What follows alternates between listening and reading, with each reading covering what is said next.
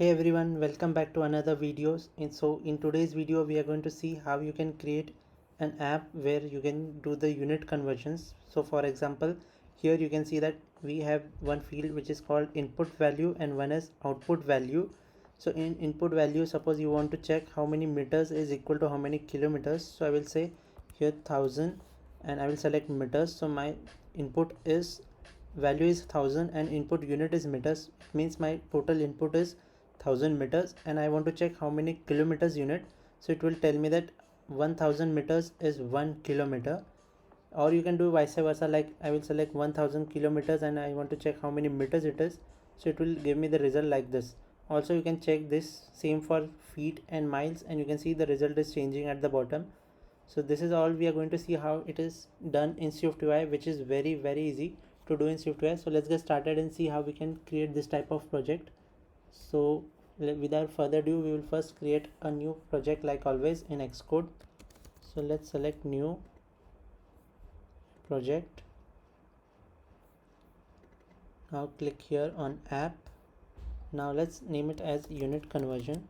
Also this video credits I will give to Paul Hudson, from where I have learned this. So make sure you check his website Hacking with Swift. Also I will mention this in the description section below. So let's save our project here on desktop.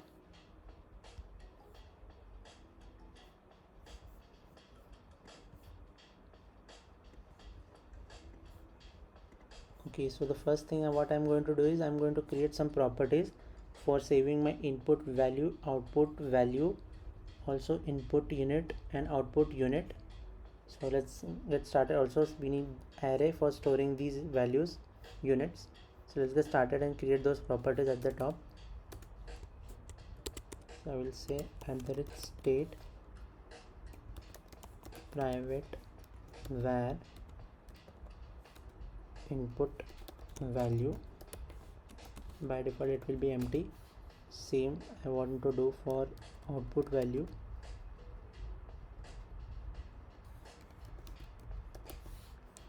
Okay, then I need to create these arrays for units, and by default it is selected the first value, so I can create values for that also. So I will again paste this previous one and I will say input unit value, which will be by default 2, you can say. Then also I need to paste this here for output unit value. Output unit value, again let's keep it also same. Also we need to give the array, so I will say let input units, which will be an array. So I will say here first one is meters, second one is kilometers, third one is feet, and then fourth one is miles. And this value is same for output units also, so let's pass this here and just rename it to output units. You can see these two values are same. We just need to select what value we want to convert to what unit. Okay, so now we have our data ready. Now we need to create one more thing, which is actually main thing of this project, to do all the calculation. So I will say here var input unit after conversion to output. So this will be actually a string value, which is nothing but the input value is converted to the output value. So now let's create that. Okay, so here what we want to do is first we want to by default say output equals to empty, and then inside this I want to say that input should be like this, var input equals to, I'm going to use measurement class, which is this measurement, which is available in our Swift. So let's say measurement, I need to pass it a value and a unit. So by default value will be 0 and unit will be unit length dot meters. So this is for default value. Now you will understand once I write the next part of the code. I will say switch, I need a switch case on input units, and from this user must have selected one input unit value, which is this. Okay, now we can check here. So if I don't write any case here, you can see if I remove this, it will give us some error. And now if I click on this, it will sometimes it will write all the cases for me, but now it is not working, so I can write code manually. So first part is we have to check for the meters, which is we are going to check for all these four. So first is meters, and inside this I will say that input should be measurement, or I can just copy this part,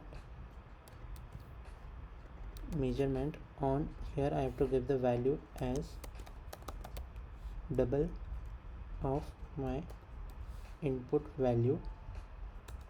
If this is there, it's fine, else I have to pass 0, and unit will be meters. So this is for meters. Now we just need to copy this part for other 3 cases, which is one here, one here, and one here. One is meters, second one is kilometers, so let's change this to kilometers. Then third one is feet, and then last one is miles. So this will actually giving us the input part. Now we need to do the same thing for output. So also we need to give the default case. So in default I will pass the meters part, so it will do the calculation for meters. So now just copy this whole thing and do it for output units. So I will say here output units, and here also I need to give output unit value which user has selected, and inside this again you have to do the same thing, but here there is little bit difference, that instead of doing this part, what I will do here is I will say case meters, and inside this I have to return a string. So I will say string describing, here I need to pass my input value, so I will say input dot converted to, I have to pass the unit length, which is dot meters, like this. So it will return that part for me. Now let's do the same thing for all the values. Let me just write here output equals to, and now let's paste this for other things, other 3 cases, and we just need to change this to kilometers, feet, and miles. Also for the last part again I will do the same thing as the previous input value. For default we'll pass the meters part calculation. Okay, so now we have this. So at the last we will return the output. Now we have our calculation ready. Now what we can do is we can start creating our view. So let me just press the build button to see if everything is fine here. Okay, so build is succeeded. We can start creating our view. So for view we can see that we have these many things. So we again going to use form here for creating this type of UI. We have to give some navigation title, 1 2 3 4 sections. So let's get started. Navigation view, inside this form, let me just run it here so that you can see what is happening.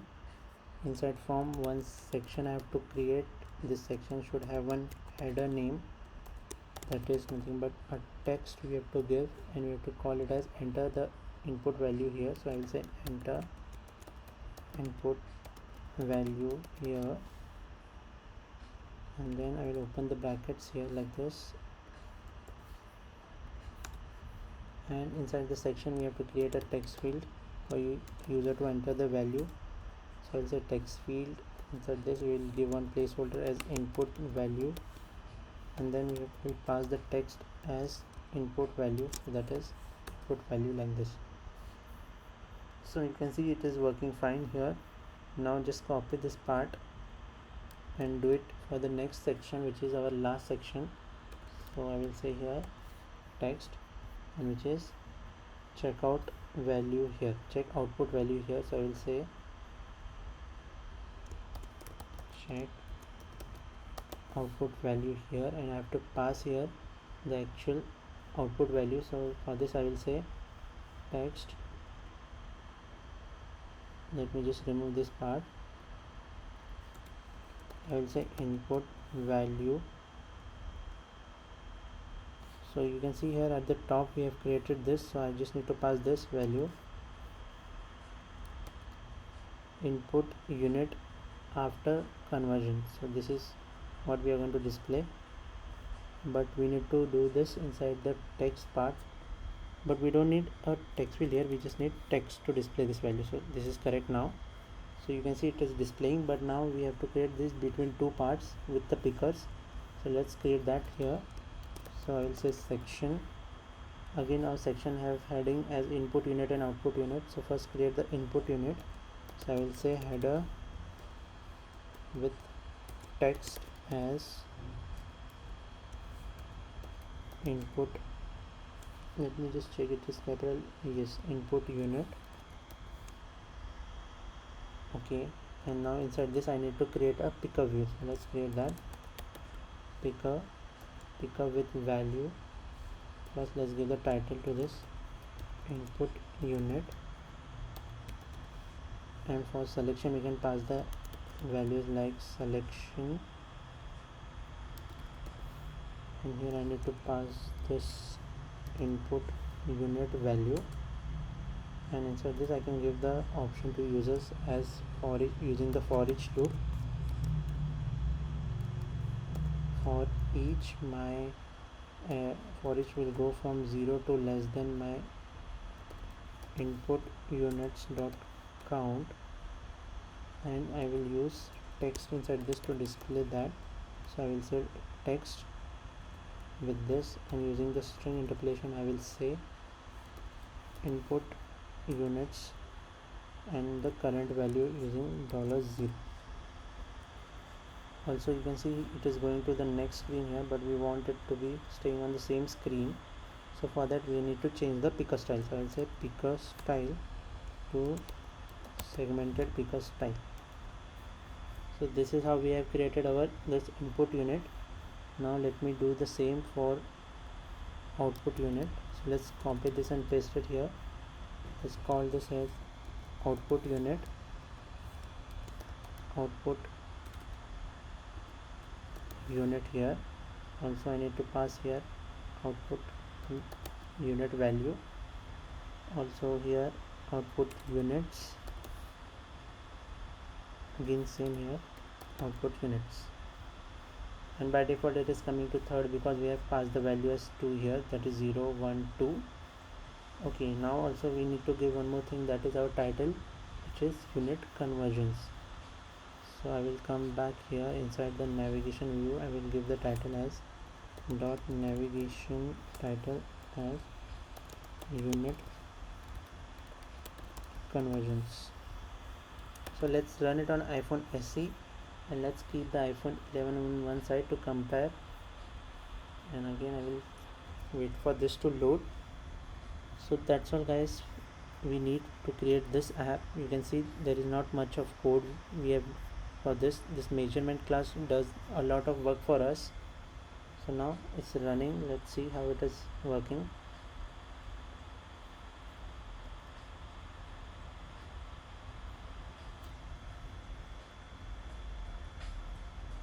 Okay, so now it's running. We can type our value here, let's say 1000, and 1000 kilometers is how many meters, so it is reflecting correctly.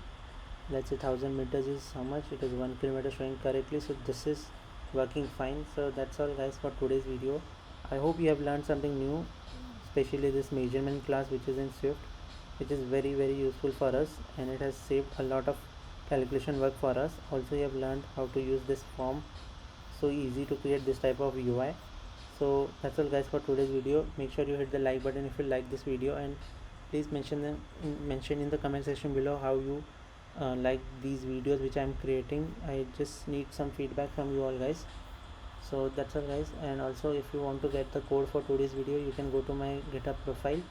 Also you can follow me on Instagram, where I post daily updates for my videos, so you can not miss the future video.